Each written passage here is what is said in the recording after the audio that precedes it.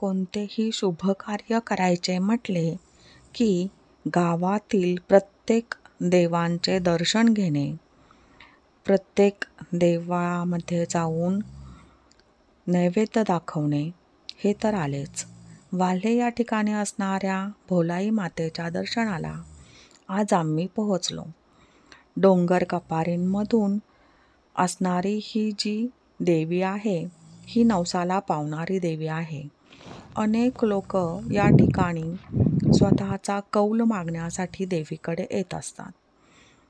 आम्ही आज या ठिकाणी आमचे एक शुभकार्य करण्यासाठी पोहोचलो.